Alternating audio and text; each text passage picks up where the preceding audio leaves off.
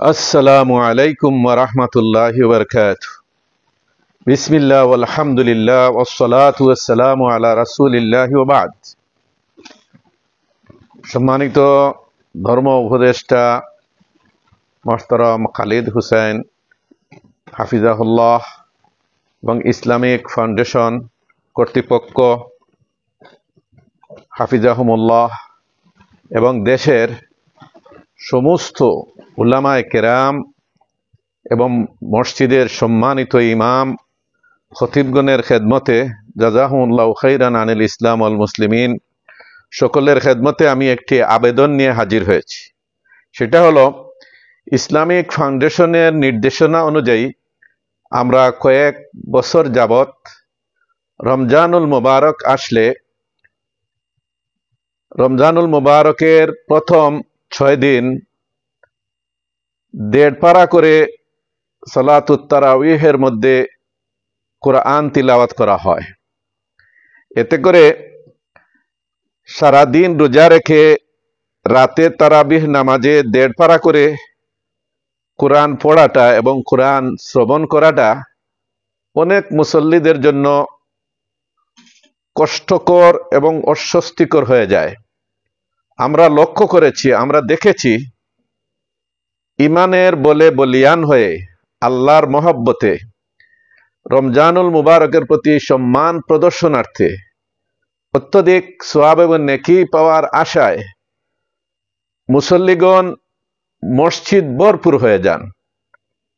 সমস্ত মসজিদ কানায় কানায় পূর্ণ হয়ে যায়, কিন্তু 3-4 দিন পর মুসল্লিগেরা কমতে শুরু করেন। 3-4 দিন পর দেখা যায় অর্ধেক হয়ে গেছে।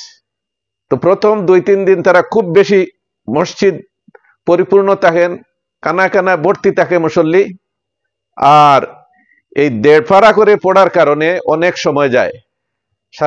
সারাদিন রোজা রাখলো, একটু ক্লান্তি বোধ করলো, আবার ঘন্টা 1.5 পর সালাতুত তারাউইহে দীর্ঘ সময় দিতে হচ্ছে। আমার বিবেচনার জন্য আমি সকলের প্রতি, সকল স্তরের দায়িত্বশীলদের প্রতি আবেদন রাখছি যে আপনারা এই সময়ের মধ্যে একটি সংশোধনী আনেন। প্রথম রমজান থেকে 20 রমজান পর্যন্ত 1 পারা করে সালাতুত তারাউইহের মধ্যে আপনারা 1 পারা করে পড়ার ব্যবস্থা করুন, এই নির্দেশনা জারি করুন। তাইলে সময় অনেকটা কমে আসবে এবং মানুষের জন্য এটা সহনীয় হয়ে যাবে। কারণ আমরা সালাতুত তারাউইহে দেখেছি সর্বস্তরের লোকেরা আসেন, ছোট বাচ্চারাও আসে, বয়স্ক লোকেরাও আসে, দুর্বল লোকেরাও আসে, অসুস্থ লোকেরাও আসে এবং প্রয়োজনগ্রস্ত লোকেরাও আসেন। আর এই ক্ষেত্রে জামাতে নামাজ পড়ার বিধান হলো যেটা আল্লাহর রাসূল বলেছেন, ইজা আম্মা আহাদুকুম আন-নাস ফালইউখাফফিফ ফাইন্না ফীহিম আস-সাগীর ওয়াল কাবীর ওয়াদ দাঈফ ওয়াল মারিদ ওয়া যাল হাজা ফাইজা সাল্লা লিনাফসিহি ফালইউতাউইল মা শাআ। আল জামিউস সাগীর এবং মুসলিম শরীফে এই হাদিসটা আছে।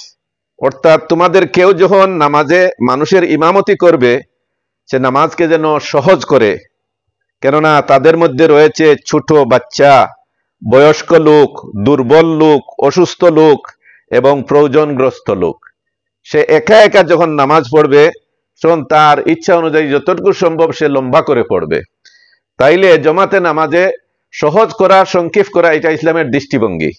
হযরত মুআয রাদিয়াল্লাহু আনহু আল্লাহ রাসূলের প্রিয় সাহাবী, তিনি এশার নামাজ শুরু করছিলেন সূরাতুল বাকারা দিয়ে। এক সাহাবী, উনি প্রয়োজনগ্রস্ত ছিলেন, নামাজ ভেঙ্গে পরে আলাদাভাবে একা একই নামাজ পড়ে চলে গেছেন। উনার ব্যাপারে যখন বলা হলো যে উনি মুনাফিক হয়ে গেছে, আল্লাহর রাসূলের কাছে তিনি এই বিষয়টা উপস্থাপন করলে আল্লাহর রাসূল ইমাম সাহেবকে ডাকলেন। হযরত মুআযকে ডেকে বললেন, আফাত্তানুন আনতা, তুমি কি মানুষকে ফিতনার মধ্যে ফেলে দিতে চাচ্ছ? তুমি বিপর্যয়ের মধ্যে ফেলে দিতে চাচ্ছ?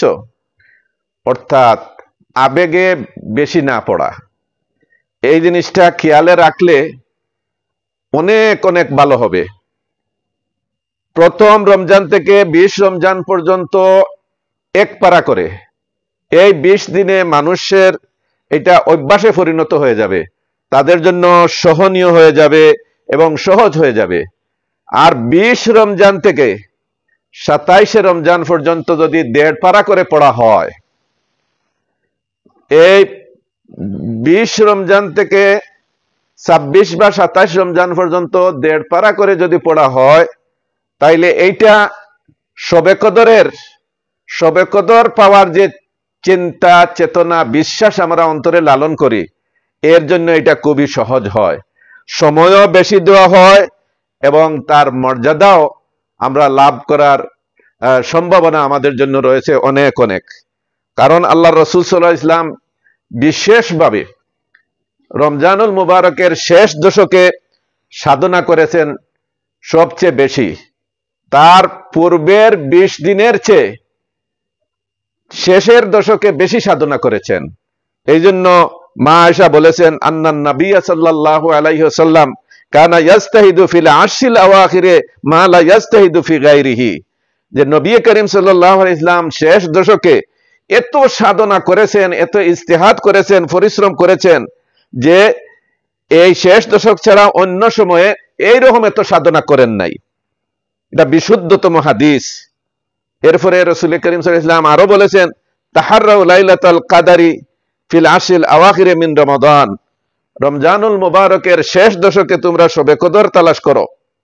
আবার তিনি বলেছেন, মান কামা লাইলাতুল কাদারে ঈমানান ওয়া ইহতিসাবা গুফিরা লাহু মা তাকাদ্দামা মিন যামবিহি ওয়া মা তাআখারা, যে শবে কদরে ঈমান এবং নেকির আশা নিয়ে যে ব্যক্তি রাত্রি যাপন করবে, কিয়ামে রমজান করবে, তার পূর্বের এবং পরের সমস্ত গুনাহ ক্ষমা করে দেয়া হবে।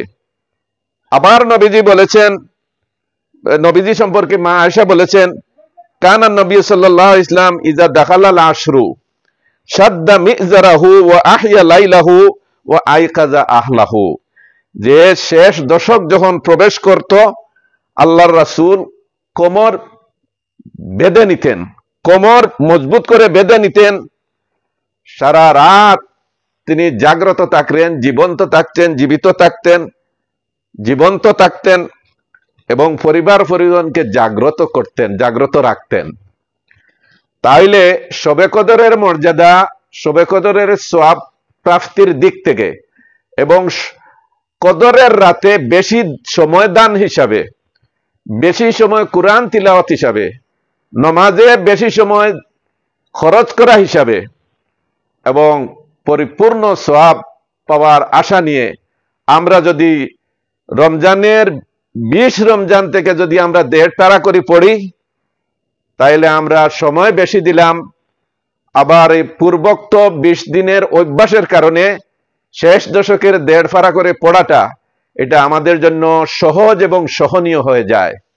আর আমরা ইমানদার ব্যক্তিদেরকে দেখছি রমজানের শেষের দিকে তারা এত বেশি মসজিদমুখী হয়ে যান, আল্লাহমুখী হয়ে যান, ইবাদতমুখী হয়ে যান, যে রমজান চলে যাচ্ছে বলে তারা কান্নাকাটি করেন, তাদের অন্তরের মধ্যে মহব্বত জাগ্রত হয়, ঈমান বৃদ্ধি পায়, আর আরো বেশি সময় তারা ইবাদত বন্দেগী করতে চান। তাইলে আমরা রমজানের প্রথম 6 দিন বা 7 দিন 1.5 পারা করে না পড়ে 20 তারিখ থেকে যদি আমরা পড়ি, তাহলে 27 রমজানে, আমাদের দেশের প্রচলন অনুযায়ী 27 রমজানে খতমে কুরআন হয়, এতে কোনো সন্দেহ নাই। এবং গোটা দেশে এই সিস্টেম চালু করলে এটা শবে কদরের দাবিও বটে এবং এটা মানুষের অভ্যাসের অনুকূল হয়ে যাচ্ছে। এজন্য আমি সর্বস্তরের উলামায়ে কেরামদেরকে বলবো, আপনারা এই ব্যাপারে সরব হন, আপনারা কথা বলুন। প্রথম রমজান থেকে নিয়ে 20 রমজান পর্যন্ত 1 পারা করে পড়া হোক, আর 20 রমজান থেকে 1.5 পারা করে পড়া হোক, তাইলে 27 রমজান শেষ হয়ে যায়। আর 29 রমজান পর্যন্ত যদি পড়া হয় তাহলে তো আরো ভালো, কারণ শেষ দশকে বেশি সাধনা করতে হবে, বেশি সময় আল্লাহ বিল্লাহর কাজে লাগাতে হবে, তাহলে আমরা শবে কদরের পূর্ণ খয়রা বরকত আমরা পাবো এবং গুনাহ মাফিও আমাদের হবে ইনশাআল্লাহ। তো আমার এই আবেদনটা আমি সর্বস্তরের দায়িত্বশীল উলামায়ে কেরাম, আইম্মা মাসাজিদ সকলের সামনে পেশ করলাম। আপনারা এই জিনিসটা বিবেচনায় আনুন। এতে আমাদের কোনো সমস্যা হবে না, বরং এইটা সর্বস্তরের মুসল্লিদের জন্য এটা সহজ, সহনীয় এবং এর উপর অভ্যাস হয়ে যাবে, এবং পরবর্তীতে শেষ রমজানে আমরা সময় বেশি দিতে পারবো ইনশাআল্লাহ। কথাটা আপনারা বুঝতে পারছেন।